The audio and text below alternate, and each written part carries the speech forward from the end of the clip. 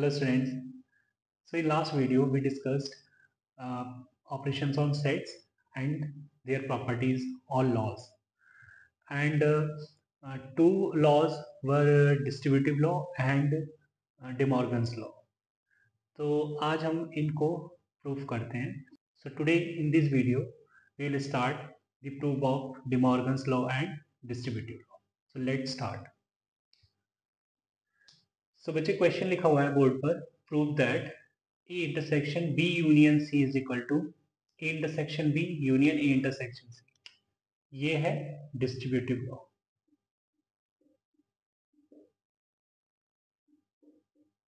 This is distributive law. And second one is A union B whole complement is equal to A complement intersection B complement. This is De Morgan's law.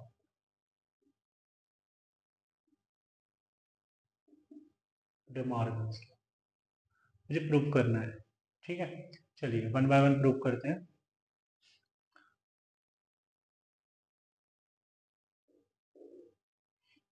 So for all x belongs to A intersection B union C, है ना. अगर हम कोई भी element लें, कोई भी element x इसको बिलोंग कर रहा है इस सेट को, A intersection B union C को, तो मैं कह सकता हूं कि x belongs to A and x belongs to B union C, right. तो मैं ऐसा भी कह सकता हूं x belongs to A and x belongs to B और x belongs to C, right. अगर B यूनियन C को x बिलोंग कर रहा है, इसका मतलब x या तो B को बिलोंग कर रहा है या फिर x C को बिलोंग कर रहा है. उसके आगे बात करें, x बिलोंग्स टू A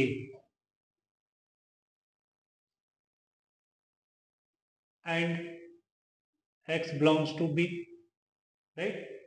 या फिर ऐसा होगा x बिलोंग्स टू A और x belongs to C. So यहां से मैं कह सकता हूं x belongs to A and x belongs to B means x belongs to A intersection B, right. और x बिलोंग्स टू A और x बिलोंग्स टू C, यहां से मैं कह सकता हूं x belongs to A intersection C. तो यहां से मैं कह सकता हूं बच्चे x belongs to A intersection B ये एक सेट है and x belongs to A intersection C ये भी एक सेट है. तो x belongs to A intersection B union A intersection C, right. तो x जो भी x A intersection B union C को बिलोंग कर रहा है वो किसको बिलोंग कर रहा है, A intersection B union A intersection C को बिलोंग कर रहा है. तो इससे मैं कह सकता हूं कि A intersection B union C is equal to A intersection B union A intersection C, right. देखिए वैसे तो हम इनके प्रूफ जो है वेन डायग्राम की हेल्प से भी दे सकते हैं. ठीक है, वेन डायग्राम की हेल्प से कोई एग्जांपल लेके हम इनके प्रूफ दे सकते हैं. बट स्कूल्स वगैरह में क्या है कि टीचर्स जो है उसको मानते नहीं है. ठीक है, वो इसी टाइप से प्रूफ चाहते हैं. तो हम थोड़ा थ्योरेटिकली जाते हैं. ठीक है, वरना वेन डायग्राम से प्रूफ देना बहुत आसान है. ठीक है, कोई भी एक एग्जांपल एज्यूम करके वेन डायग्राम से हम दिखा सकते हैं. ठीक है, तो इसी तरीके से हम सेकंड देखते हैं. जैसे हमने बोला कि स्टार्ट करते हैं, ये वाली लाइन से स्टार्ट करते हैं, हमेशा ये याद रखना. ठीक है, इस तरीके के अगर हम इस तरीके से अगर प्रूफ देना चाहते हैं तो स्टार्ट करते हैं इस लाइन से. तो फर्स्ट लाइन से, तो फर्स्ट लाइन है for all x belongs to A union B whole complement, right.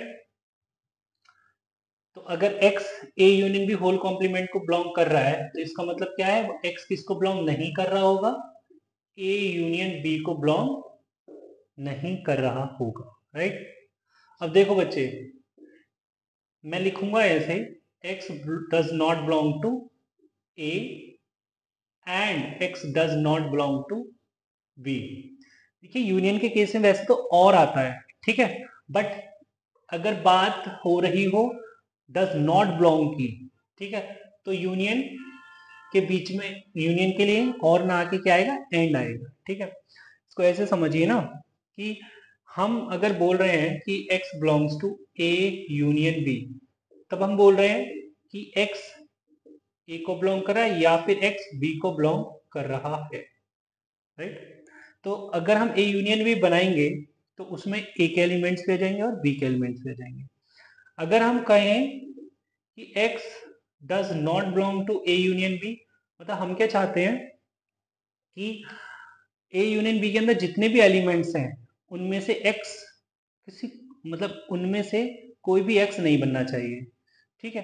तो हम फिर क्या करेंगे, हम फिर ऑप्शन नहीं रखेंगे कि भाई ए के एलिमेंट नहीं आए या बी के एलिमेंट नहीं आए। हो सकता है कि ए के एलिमेंट आ जाए, है ना, बी के नहीं आए, या फिर हो सकता है बी के ना आए ए के आ जाए, है ना। तो ऐसे केसेस में ना गड़बड़ हो जाएगी, इसलिए हम क्या करते हैं, x ना तो ए से आएगा ना ही x बी से आएगा, राइट। तो जब बात नेगेशन की होती है, नॉट की होती है, तो यूनियन इंटरसेक्शन में चेंज हो जाता है, ऐसे समझ लीजिए, मतलब और एंड में चेंज हो जाता है ना। और उसका उल्टा भी बोल सकते हैं कि एंड और में चेंज हो जाता होगा, ठीक है। तो यहां से हम आगे बढ़े तो x does not belong to A and x does not belong to B implies x belong to a complement and x belong to b complement, right. हम कह सकते हैं x belongs to a complement intersection b complement, right. तो इसको लेकर चले थे और ये आ गया, मतलब जो एलिमेंट ए यूनियन बी के होल कॉम्प्लीमेंट को बिलोंग कर रहा है वही element A complement intersection B complement को बिलोंग कर रहा है। मींस मैं कह सकता हूं ए यूनियन बी का whole complement is A complement intersection B complement, right. तो ये इस तरीके से मैंने प्रूव किया, okay.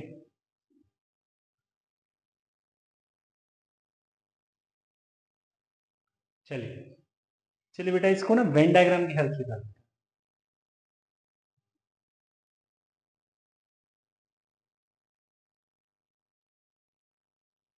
Right. This is set A, this set B, this set C, right.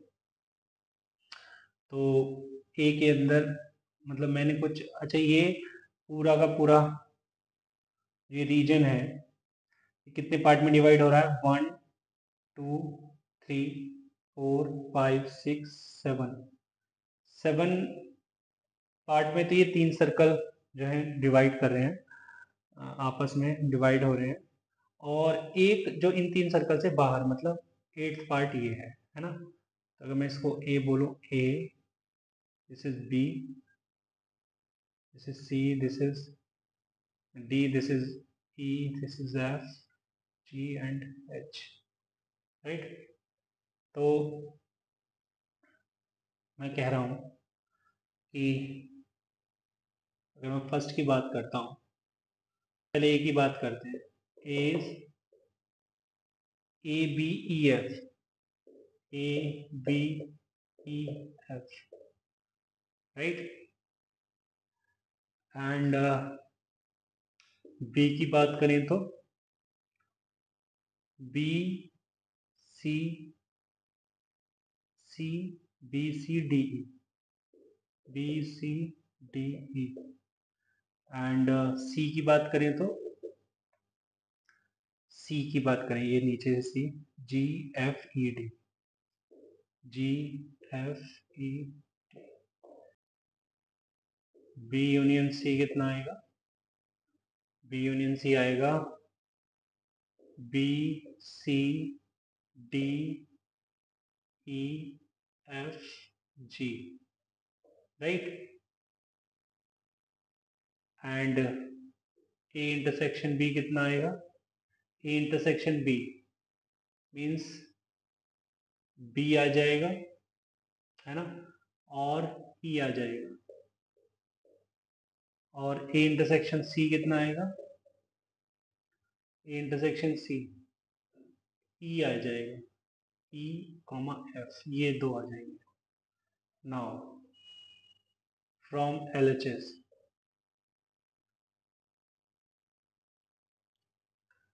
LHS की बात करें तो A that is A intersection B union C. A का इंटरसेक्शन बी यूनियन सी के साथ ले रहा हूं मैं, बी यूनियन सी के साथ, तो इसमें आएगा बी आएगा, ई आएगा और एफ आएगा.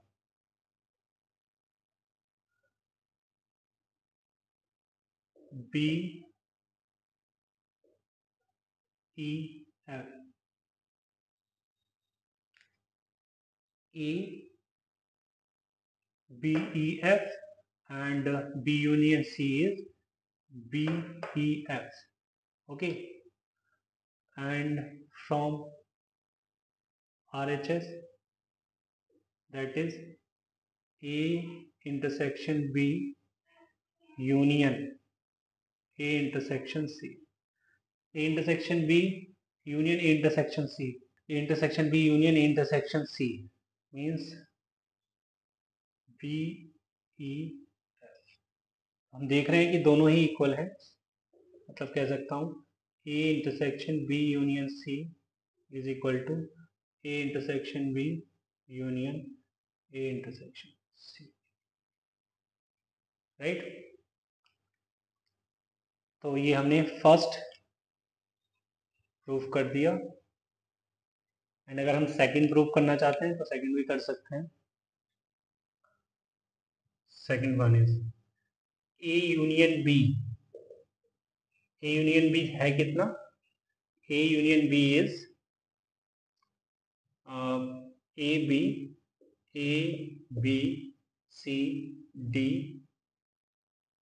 ए B C D E and F, right. तो ए यूनियन बी का होल कॉम्प्लीमेंट क्या आ जाएगा? A B C D E F, है ना.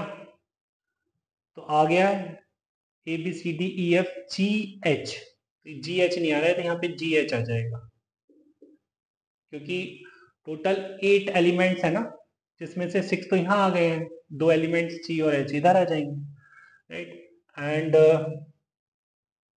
ए कॉम्प्लीमेंट में मतलब वो एलिमेंट्स आ जाएंगे जो ए के अंदर नहीं है ना. मींस ए के अंदर क्या है? ए बी ई एफ है ना. तो C D E F G H, okay. E B भी है तो ये 4 एलिमेंट आ जाएंगे. एंड बी कॉम्प्लीमेंट के अंदर क्या आ जाएगा? बी कॉम्प्लीमेंट जो बी के अंदर ना हो, तो ए आ जाएगा, A B C D F G and H, right. तो यहां से अगर मैं बात करूं तो A complement intersection B complement जो इन दोनों में कॉमन है, तो कॉमन क्या है यहाँ पर? जी और एच है कॉमन, राइट, जो दोनों में है. तो यहाँ से मैं देख रहा हूँ ना, इससे और इससे देख पा रहा हूँ कि ए यूनियन बी का whole complement is equal to A complement intersection B complement. तो ये भी प्रूफ हो गया, राइट. चलिए, वैसे स्कूल में टीचर्स जो है ना वो इसको मानते नहीं है, बाकी तुम खुद देख लेना यार, है ना. चलिए स्टूडेंट्स, और नेक्स्ट टॉपिक पर मूव करते हैं, that is practical problems on union and intersection of sets. तो पहले हम 2 सेट्स के ऊपर बात करेंगे और फिर 3 सेट्स पर बात करेंगे, राइट. तो चलिए स्टार्ट करते हैं. Late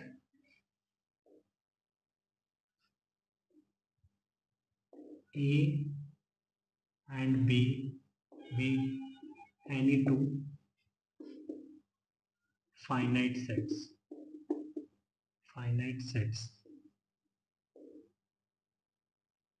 then n of A union B is equal to n of A plus n of B minus n of A intersection B.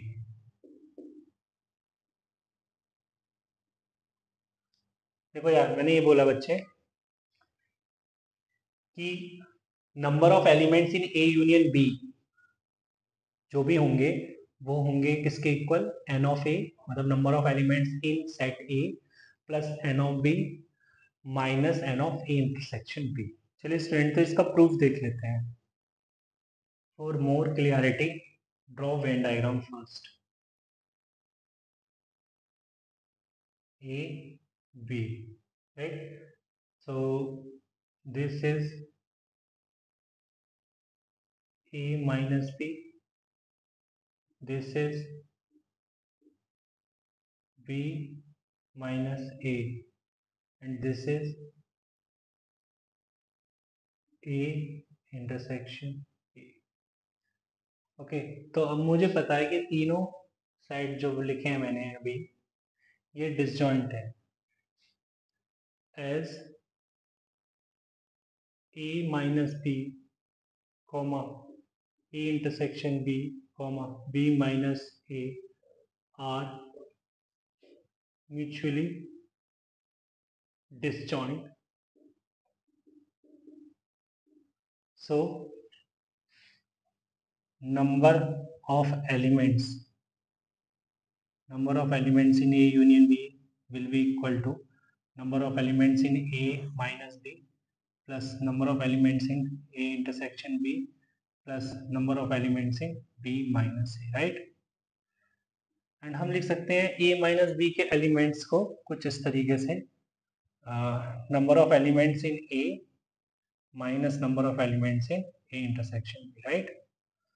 इस तरीके से लिख सकते हैं, plus number of elements in A intersection B plus number of elements in B minus A is equal to number of elements in B minus number of elements in A intersection B. Okay, तो ये चीज़ इससे cancel हो जाएगी और बचेगा क्या हमारे पास, n of A plus n of B minus n of A intersection, right? So which is equal to n of A union B. I think मुझे यही प्रूव करना था, ठीक है? प्रूफ तो सिंपल ही था, चलिए अभी मैंने बात की है दो सेट पर। अच्छा, एक केस इसके अंदर और कंसिडर करते हैं, when A and B are disjoint sets. अभी तो यहाँ पर इंटरसेक्शन मुझे कुछ मिल रहा है ना, इंटरसेक्शन मुझे कुछ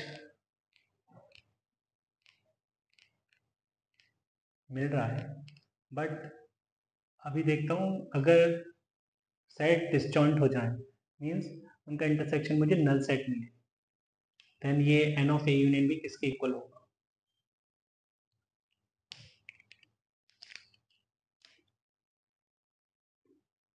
if A and B are disjoint sets, that is A intersection B is equal to null set, और n of A intersection B is equal to 0। Intersection B अगर नल सेट है मीन्स उसके अंदर element 0 होने वाले हैं, तो n of A union B from n of A union B is equal to n of A plus n of B minus n of A intersection B से क्या पता लगेगा मुझे, n of A union B is equal to n of A plus n of B and n of A intersection B, तो ये 0 हो गया, सिर्फ इसके इक्वल आ जाएगा, है ना? अगर इसकी पिक्चर बने तो कुछ इस तरीके से है, ए ये है, बी ये है, तो इसके सारे एलिमेंट्स आ जाएंगे, इसके सारे एलिमेंट्स आ जाएंगे। ओके, अगर मैं इन दोनों को मिला के बोलूँ then N of A union B, N of A plus N of B मिल रहा है, राइट? चलिए, तो ये तो बात हुई किस पर, दो सेट पर। अब हम तीन सेट का केस भी ले लेते हैं, ठीक है? चलिए, तो यहाँ पर लिखते हैं let A B and C be any three finite sets, then n of A union B union C क्या होने वाला है, n of A plus n of B plus n of C minus n of A intersection B minus n of B intersection C minus n of C intersection A plus n of A section B intersection C, right?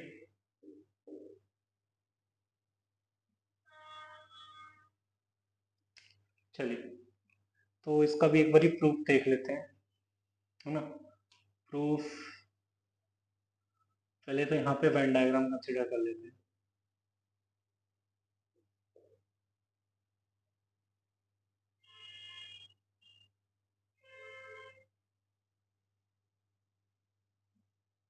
Set A, set B and set C, right. तो बच्चे ये है A only, ये है B only और ये है सी only, right.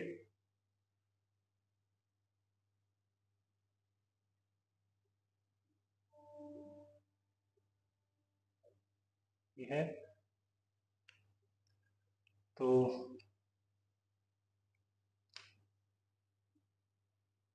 ये है ए एंड सी, ये है बी एंड सी, ये है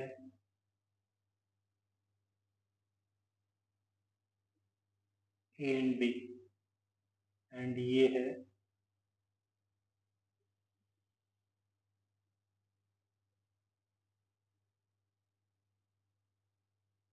A B and C, right. चलिए अभी मुझे बात करनी है A union B union C के एलिमेंट्स पर। लेट ए यूनियन बी को हम डी एज्यूम कर लेते हैं। तो फ्रॉम LHS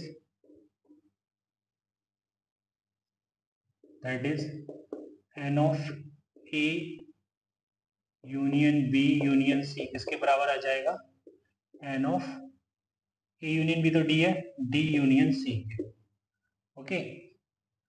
तो ये किसके इक्वल आ जाएगा, n of D union C, n of D plus n of C minus n of T intersection C। ये किसकी हेल्प से लिखा मैंने, फ्रॉम 1।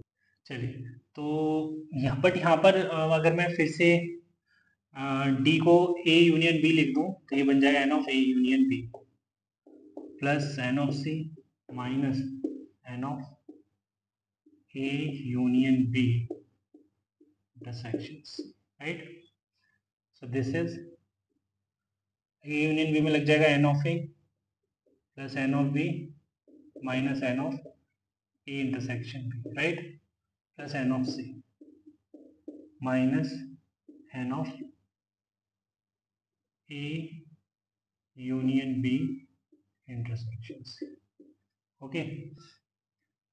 तो बच्चे यहाँ पर अभी आ जाएगा n of A plus n of B minus n of A intersection B plus n of C minus n of, इसके अंदर डिस्ट्रीब्यूटिव लॉ लग जाएगा, मीन्स मैं लिख सकता हूँ A intersection C union B intersection C, right. अब एक बार फिर से 1 की हेल्प से मैं इस बिगर ब्रैकेट में फॉर्मूला अप्लाई कर दूंगा, तो ये हो जाएगा n of A intersection C, क्योंकि यहाँ पर भी दो सेट के बीच में यूनियन आ रहा है ना, तो वही चीज अप्लाई कर देते हैं फिर से। n of A intersection B plus n of B intersection C minus n of A intersection C intersection B intersection C। तो C तो दो बार आ गया, और हमें एक बार ये लिखना है, minus n of A intersection B intersection C, right. तो अगर मैं माइनस के अंदर मल्टीप्लाई कर दूं, so this is n of A plus N of B and plus N of C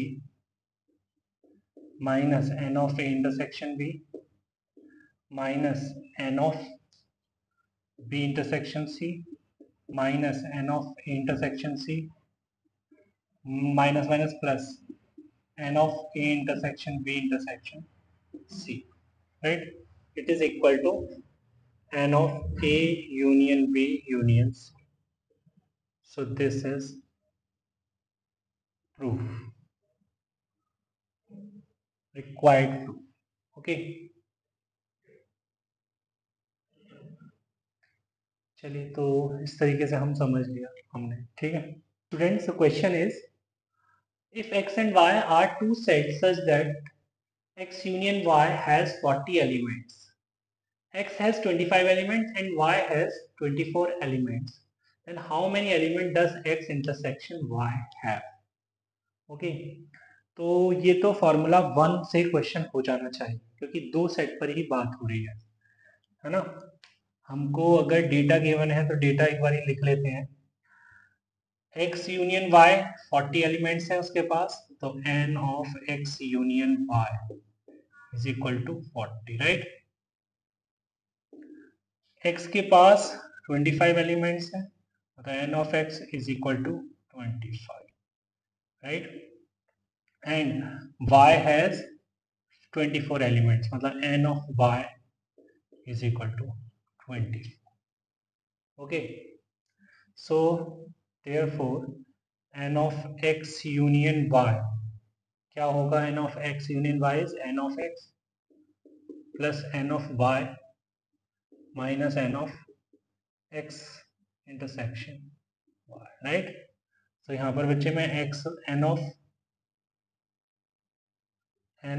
x intersection y क्या लिख सकता हूँ? n of x which is 25, n of y which is 24 minus ये चीज राइट हैंड साइड पहुंच जाएगी, means minus 40. So this is 49 minus 40 which is 9. So n of x intersection y is equal to 9. Okay, बिल्कुल formula based question था। अच्छा बच्चे, अगर इसको हम वेन डायग्राम की हेल्प से सॉल्व करें तो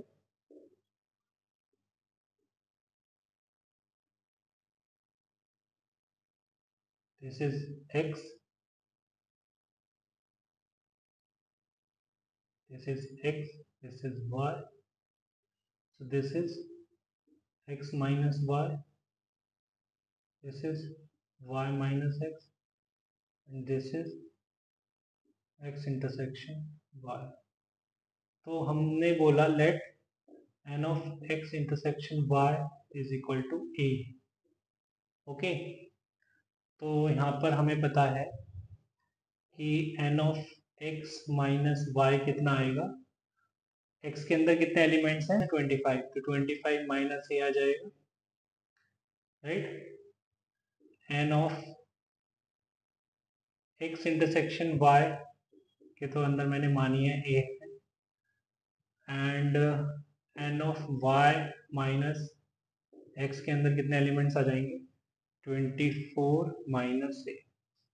Therefore n of x union y is equal to n of x minus y plus n of x intersection y plus n of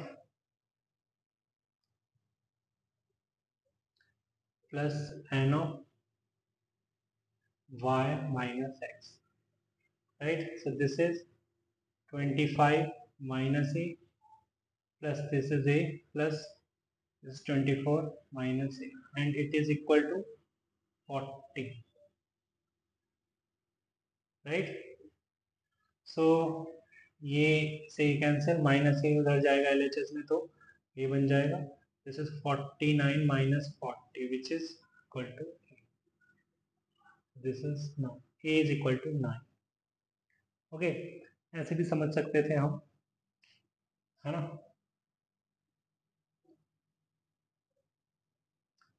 is A, this is 25 minus A,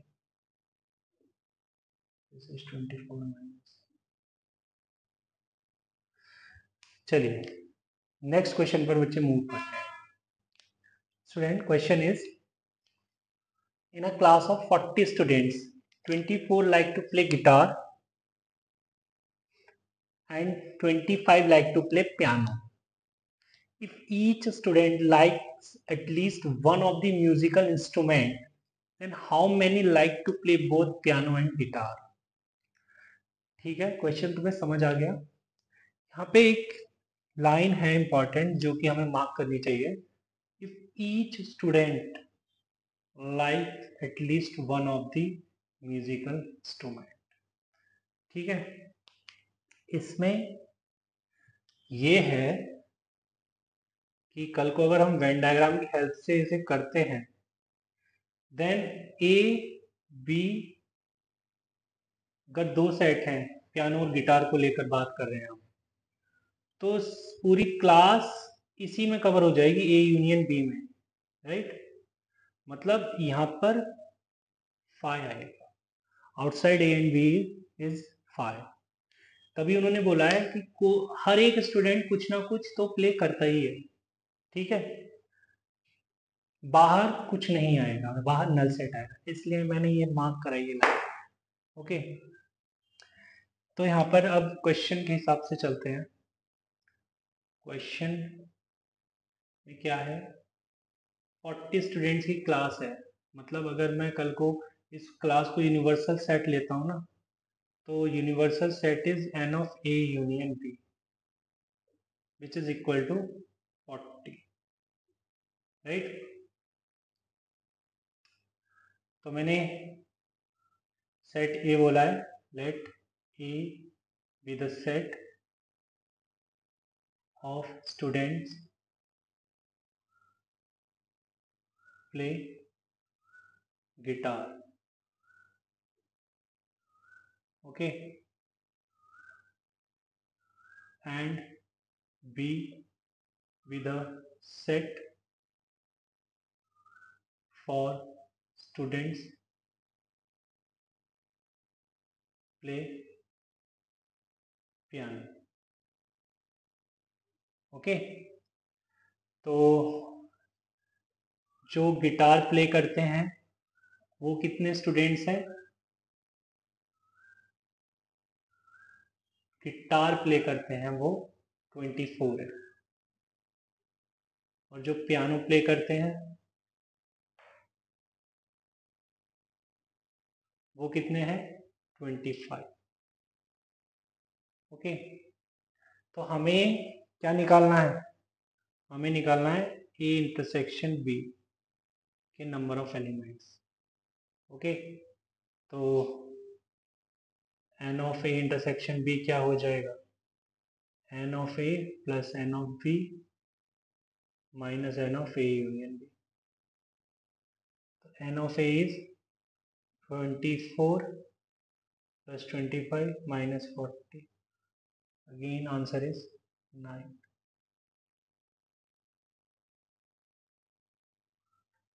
है ना?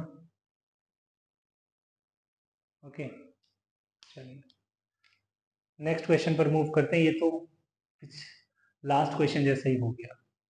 चलिए students, so question is, in a class 11th of a certain school there are 30 students in a mathematics class and 20 students in biology class. Find the number of students which are in mathematics class or in biology class in the following cases. Case 1 is two classes are conducted at the same time, and second case when two classes are conducted at different time and 5 students study both the subjects. Okay, बच्चे जो mathematics के student का जो set है वो अगर मैं M से डिनोट करता हूँ तो एन ऑफ एम कितना हो जाएगा? 30. And in the same way number of element in biology class, number of students in biology class is 20. So n of B is 20, right. So first case, when two classes are conducted at the same time. अगर दोनों class biology class और mathematics class अगर same time पर conduct हो रही है तो ऐसा नहीं हो सकता कि मैथ्स के स्टूडेंट और बायोलॉजी के स्टूडेंट्स साथ में बैठ के क्लास अटेंड कर लें। तो यहाँ पर n of m intersection b क्या आ जाएगा 0। ओके, हमें क्या बताना है, find the number of student which are in mathematics और इन बायोलॉजी क्लास। तो यहाँ पर n of m union b क्या आ जाएगा, n of m plus n of b आ जाएगा, which is equal to 30 plus 20। मतलब number of elements in m union b is 50, right. चलिए सेकेंड केस को देखते हैं। यहाँ पर जो नंबर ऑफ स्टूडेंट्स हैं कॉमन वो 5 है। ओके, अब डिफरेंट टाइम पर वो क्लास कंडक्ट हो रही है। तो N of M union B क्या हो जाएगा, N of M plus N of B minus N of M intersection B. So 30 plus 20 minus 5 which is 45,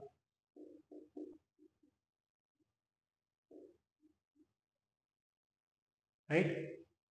चलिए स्टूडेंट, सो नेक्स्ट क्वेश्चन पर आते हैं। चलिए student, so question is, in a university out of 120 students 15 opted mathematics only, 16 opted statistics only, 9 opted for physics only, and 45 opted physics and mathematics, 30 opted physics and statistics, 8 opted mathematics and statistics, and 80 opted physics. And find the number of students who first opted mathematics, second opted statistics, and third did not opt any of the above 3 subjects.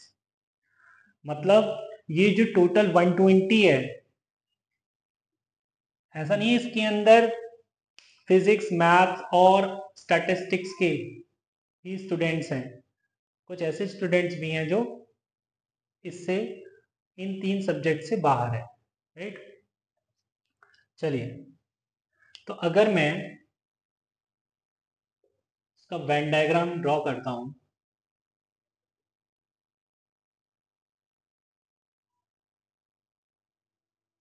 है ना, ऐसा है ना कि भाई this is maths physics and statistics, right. तो did not opt any of the above 3 subjects. तो मैंने इसको डिवाइड कर दिया A B C D E F and G के अंदर, राइट। तो यहाँ पर मैं देख रहा हूँ कि एन ऑफ एम जो है from Venn diagram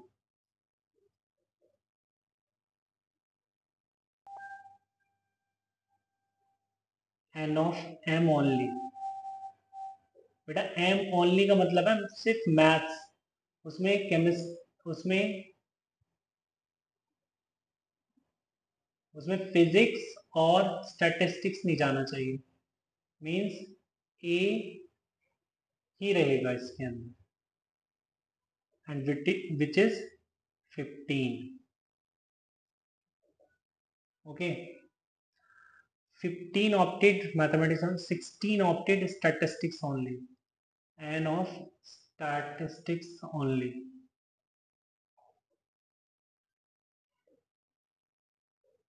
means this G which is 16, 9 opted for physics only, n of P only means C, is 9. 45 opted for physics and mathematics. 45 opted for physics and mathematics.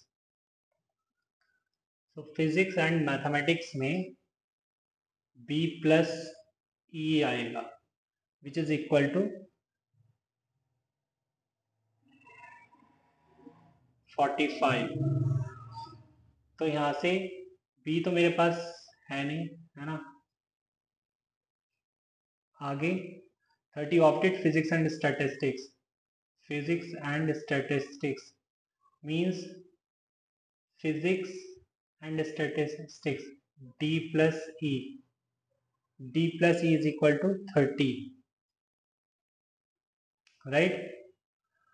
8 opted mathematics and statistics. Mathematics and statistics. Mathematics and statistics E plus F. F plus E, which is, and 80 opted physics, right? The N of P is equal to, which is N of P is equal to, P के अंदर क्या क्या आ रहा है, B plus C plus D plus E is equal to 80. Now मैं बच्चे पहले E निकाल लेता हूँ. E मतलब जिसके अंदर मैथमेटिक्स, फिजिक्स और स्टैटिस्टिक्स तीनों आ रहे हैं. तो B मेरे को पता है, B प्लस E कितना है, 45, एंड C और D, अगर मैं इसको और इसको ऐड कर देता हूं तो मेरे पास 2E आ जाएगा, है ना. तो 9 प्लस 45 प्लस 30, और अगर मैं इससे इक्वेट करना चाहता हूं तो बैलेंस करने के लिए माइनस ही करना पड़ेगा, इज इक्वल टू 80. राइट. तो ये कितना हो जाएगा, 45 plus 30 75, 75 plus 9 84. So E is equal to 4. Okay. Now therefore first mathematics की बात कर रहे हैं हम, एन ऑफ एम की बात कर रहे हैं. तो एन ऑफ एम में बेटा क्या क्या आ रहा है, A plus B plus E plus F. A plus B plus E plus F. Okay. तो A is 15, B plus E is 45, and F is, F कितना है मेरे पास, 4. तो कितना आ गया ये, 64. N of M. अब मैं एन ऑफ एस की बात करना चाहता हूं. तो अगर ये N of S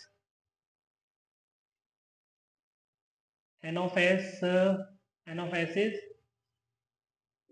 E plus D plus G plus F. E is 4, D is D plus E, G is 16, and F is 4. So D plus E is 30, G is 16, and F is 4. So this is 50. N of S is 50. And third one is did not opt any of the above 3 subjects. मतलब मुझे क्या निकालना है, N of M union P union S का whole complement, which is N of U minus N of M union P union S. N of M is 120 minus A plus B plus C plus D plus E plus F plus G. Right? So 120 minus A is 15, B plus E, B plus E, B is B plus C plus D plus E, B plus C plus D plus E is 80, and F is 4 and G is 16. So this is 120 minus This is 20, 20 or 80, 100, 150. So answer is 5. So n of m union p union is, तो जो outside these circles हैं वो number of students 5. चलिए students, आज के इस video में यहीं तक रखते हैं. मिलते हैं नेक्स्ट वीडियो में. तब तक के बाय बाय, टेक केयर.